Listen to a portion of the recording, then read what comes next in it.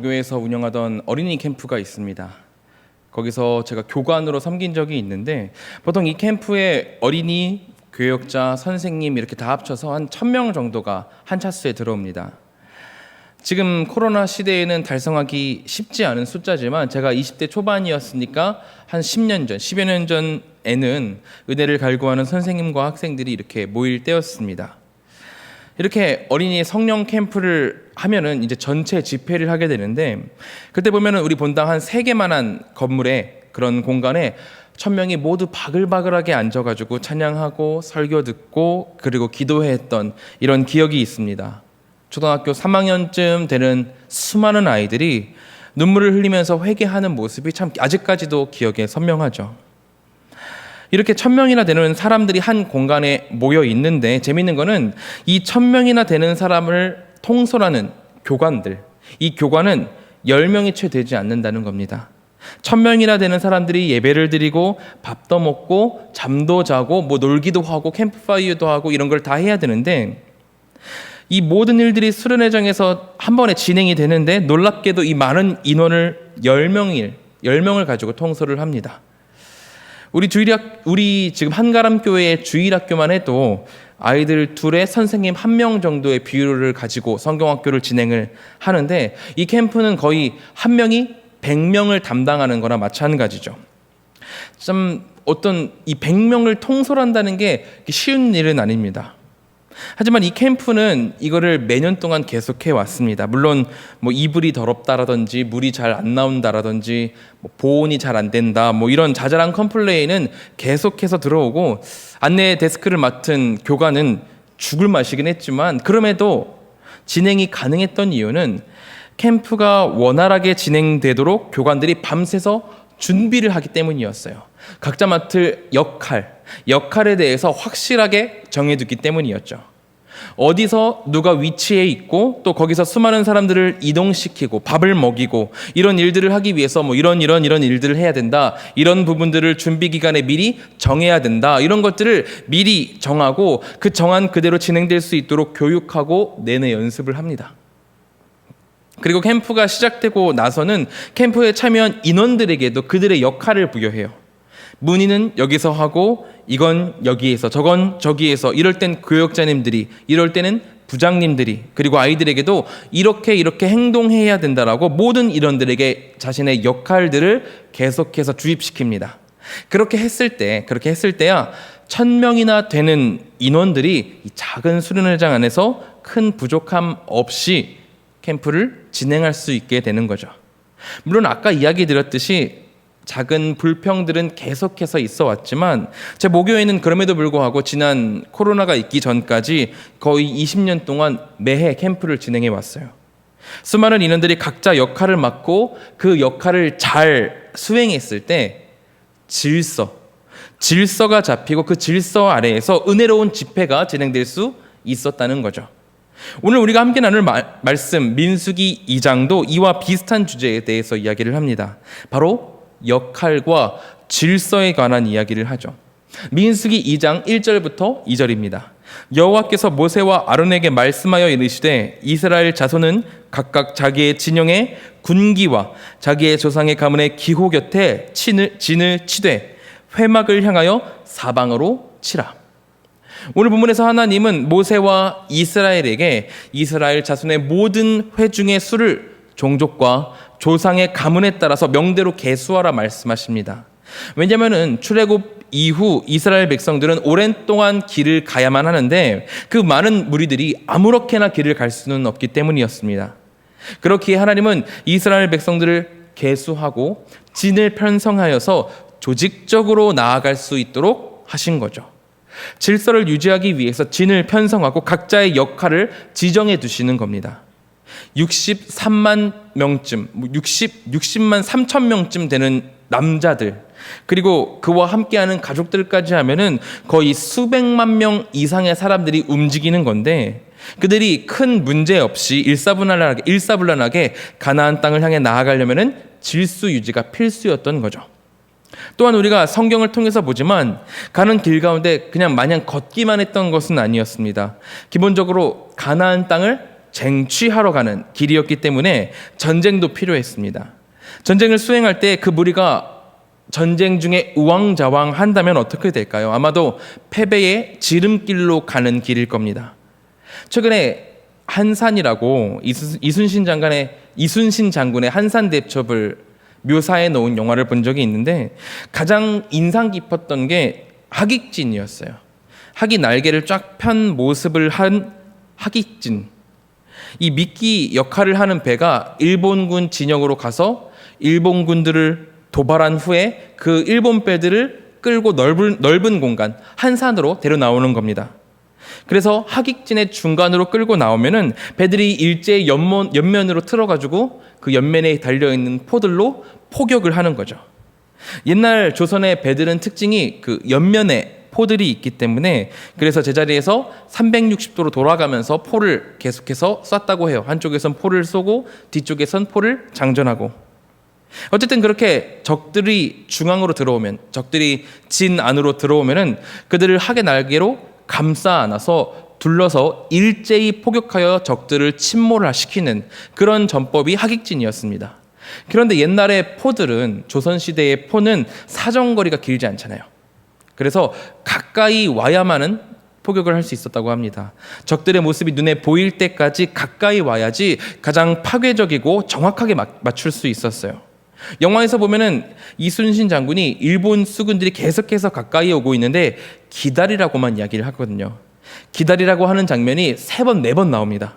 기다려라, 기다리라고 해라, 아직 아니다, 기다리라고 해라. 이런 기다리라는 작업을 통해서 포의 사정거리 안으로 적들을 계속해서 불러들이는 모습이 나옵니다. 그렇게 기다릴 때 조선 수군들이 어떻냐면은 굉장히 불안해해요.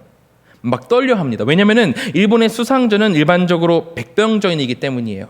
배들을 부딪혀서 벽에 가까이 대고, 배에 가까이 대고 줄을 던지거나 사다리를 던져서 그 위에 올라타서 칼이나 조총을 가지고 공격을 하는 그런 백병전을 하고 있었습니다. 그렇기 때문에 조선 수군들은 외선이 가까이 오면은 굉장히 불안해하고 무서워했습니다. 공포를 느낀 거죠. 그 상태에서 일본 배들이 하깃진을 펼치고 가까이 계속해서 오는데 이순신 장군이 기다리라, 기다리라, 기다리라고 말을 하고 있는 거예요. 아마 그 순간에 몇몇 배들이 공포에 떨어가지고 진을 와해시켰다면은, 진을 무너뜨렸다면은 하깃진은 절대로 성공할 수 없었을 겁니다. 한쪽이 무너지면은 적들은 포격을 받았을 때 그쪽으로 도망가면 됐으니까요. 그리고는 되려 조선 수군을 둘러싸서 함몰시킬 수도 있었습니다. 그런 모험에도 불구하고 이순신 장군은 대열을 지키는 훈련을 지속적으로 하고 흔들리지 않는 모습으로 앞에 서서 각자의 역할들을 다 하도록 준비시킵니다. 그리고 결국 이순신 장군의 그 질서 아래 조선 수군은 각자의 역할들을 성공해냈고 우리는 역사를 통해서 세계 해전사에 영원히 남을 큰 대승리를 목도하게 되죠. 이와 마찬가지로 이스라엘 백성들이 하나님이 명령하신 가나안 땅을 쟁취하는 것은 각자의 역할을 충실히 해내고 질서 있게 움직이는 게 필요했습니다. 그게 중요했어요.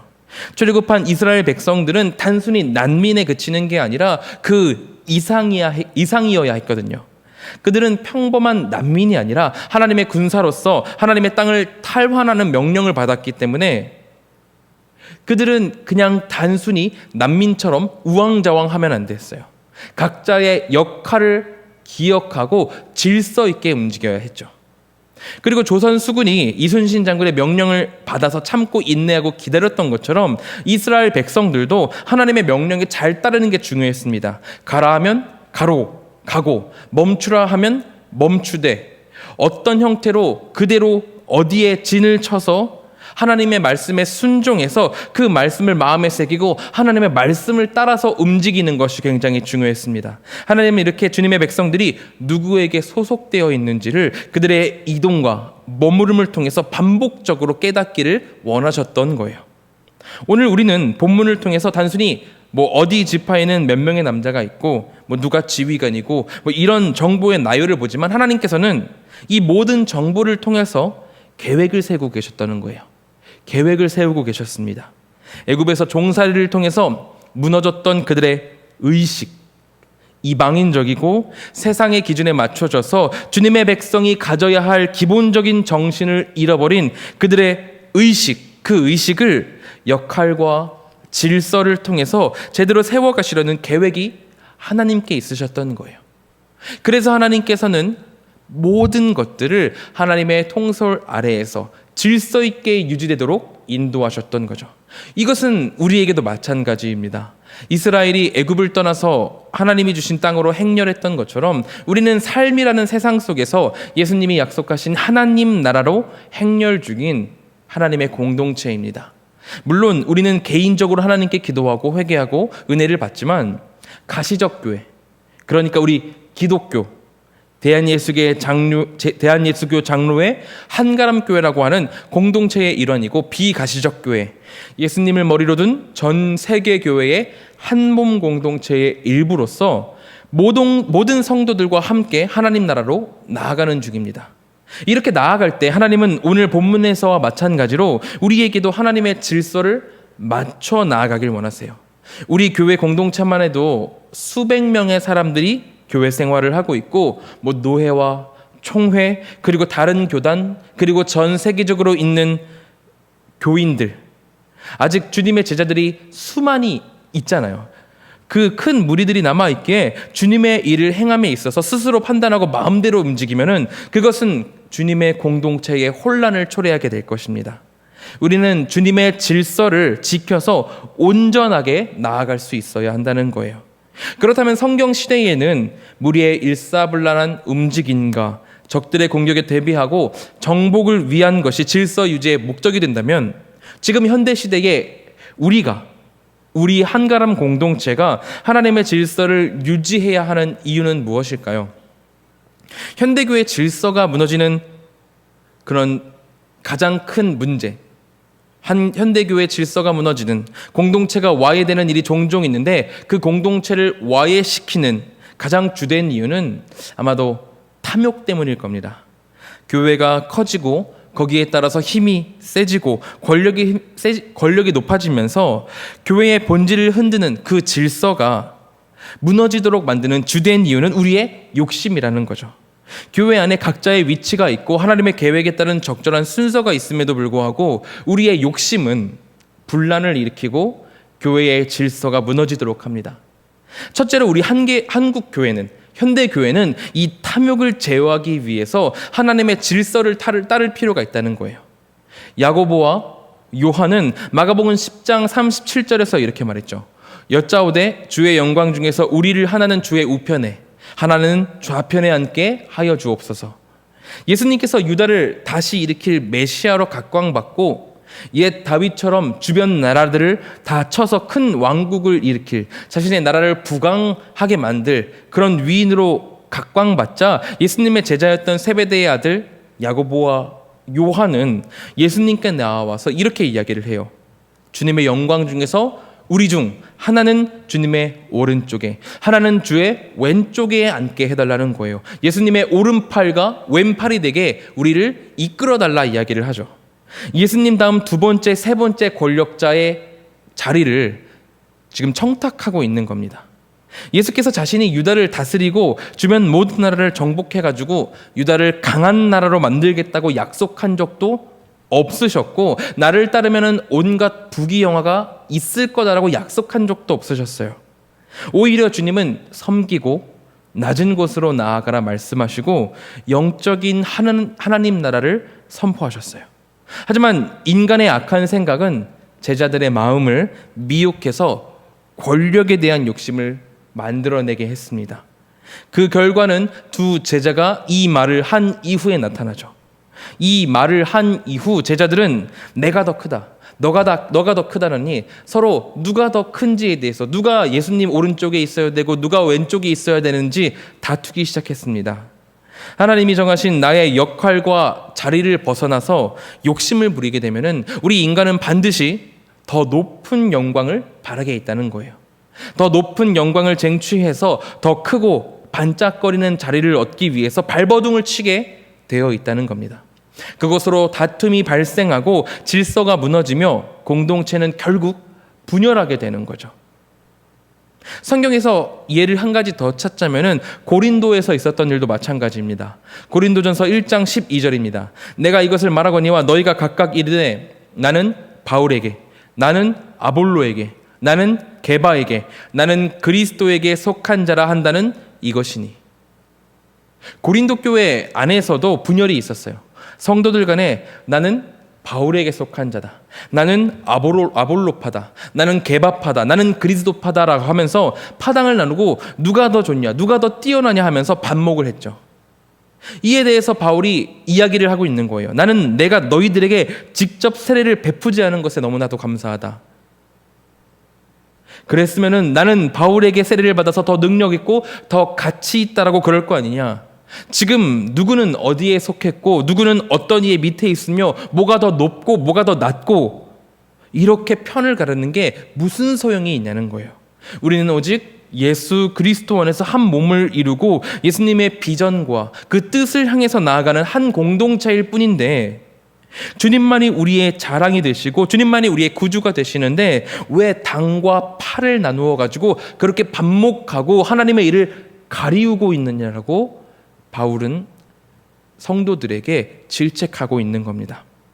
그리스도인은 영적인 눈을 가지고 하늘에 속한 것을 바라보는 자예요. 우리가 삶을 살면서 세상과 완전히 떨어져서 위의 것만 바라봐야 된다 이런 건 아니지만, 우리가 삶을 살 때 기본적으로 세상의 기준을 떠나서 하나님을 기준으로 살아가는 영적인 눈이 트여 있어야 해요. 하지만 우리는 종종 나이나 재산 그리고 학식과 같은 이런 외면적인 조건들에 집중해서 영적인 눈을 닫아놓을 때가 있습니다. 숫자가 많다는 것 때문에 혹은 내가 더 많이 가졌다는 이유 때문에 질서를 벗어나려는 유혹을 우리는 계속해서 받아옵니다. 이런 것들이 계속해서 우리를 몰아붙이고 모두가 이런 것을 자랑하고 앞세우기 시작한다면 공동체는 걷잡을 수 없이 혼란에 휩싸이게 될 겁니다. 그 혼란을 잠재우고 하나님만 바라보게 하기 위해서 주님의 권위가 이 땅 가운데에, 주님의 공동체에 개입되어야 하는 거예요. 하나님이 정하신 순서를 따라서 행함으로 모든 탐욕이 경쟁하지 못하도록, 오직 하나님만 바라보도록 우리 공동체를 지켜가야 한다는 겁니다.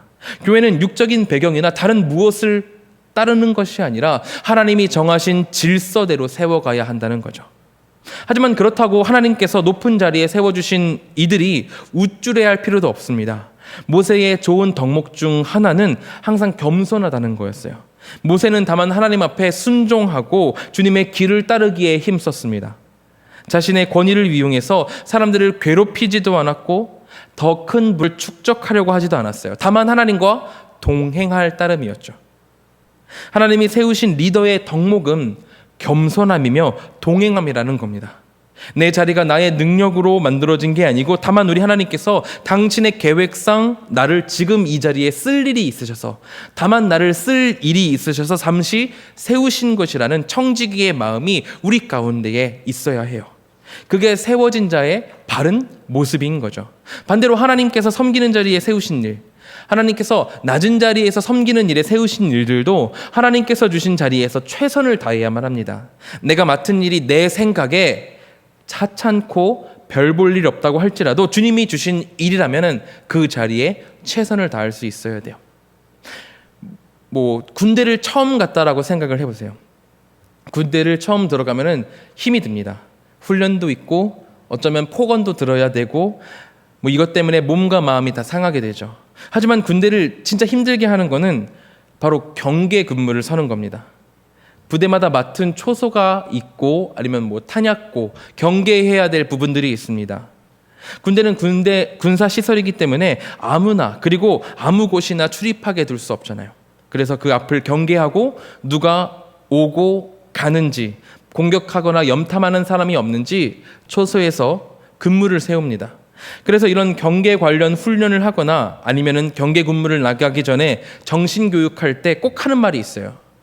작전에 실패한 군인은 있을 수 있어도 경계에 실패한 군인은 용서할 수 없다. 이런 말이 있죠. 경계를 서는 게 멍하니 서 있어야 하는 거라서 참 시간 낭비 같다는 생각이 많이 들곤 하지만, 그렇지만 그 경계가 무너지게 되면은, 그 경계 근무를 서는 게 무너지게 되면은 진영이 순식간에 무너지고 적들의 손에 파괴될 수밖에 없는 게 사실입니다. 왜 군대 훈련 중에서 모의 훈련으로 북한군이라고 몇 명을 지정해 두고 모의로 지정해 두고 부대로 침투시키는 훈련이 있어요. 저도 군대에 있을 때 이런 훈련을 몇 번 했는데 한 번은 너무 적군이 빨리 부대를 탈환한 거예요. 그래서 왜 그런가 봤더니 한 초소의 병사들이 여기는 안 오겠지 이렇게 생각을 하고 몰래 치킨을 시켜 먹고 자버린 거예요. 그래서 적들이 그 초소를 지나서 순식간에 부대 안을 점령해 버렸습니다. 내 개인적으로는 경계라는 근무가 너무 지겹고 힘들고 재미없고 별 의미 없다라고 생각이 될 수 있지만 부대 전체적으로는 군대 전체적으로는 굉장히 중요한 일이라는 거예요. 이런 것처럼 하나님께서 내게 주신 일이 너무나 하찮아 보일 수는 있습니다. 이걸 굳이 해야 되나? 나 하나쯤 없어도 상관없지 않을까 하는 생각이 우리 안에 들 수가 있습니다. 하지만 그것은 우리의 생각이죠. 하나님은 모든 것을 아시며 모든 것을 하실 수 있는 전지전능하신 하나님이십니다. 하나님께서 우리에게 맡기신 모든 것은 주님의 계획 아래에서 주님께서 주님의 뜻에 따라서 맡기신 거예요. 그렇게 주님이 주신 일, 그 일은 나의 일이 아니라 주님의 일임을 기억하고 최선을 다해 섬기며 나아가야 합니다. 무엇보다 교회의 모든 직무들은 시간의 지남에 따라서 연장자에게서 연소자로 넘겨지고 흘러가게 되어 있습니다. 하나님은 한 사람에게 모든 것을 다 맡기시고 영원토록 권력을 주게 하지 않으세요. 공동체에 새로 들어와서 열심히 작은 자리에서부터 섬기고 또 위에서는 열심히 직무를 다하고 영광스럽게 은퇴하는 과정들을 통해서 하나님은 우리의 은사와 그릇에 따라서 그리고 주님의 계획에 따라 새로 역할을 계속해서 부여해 가십니다. 환기시키시죠. 우리는 그 역할에 최선을 다할 따름인 거예요. 예수님은 이렇게 말씀하셨습니다. 마가복음 9장 35절입니다.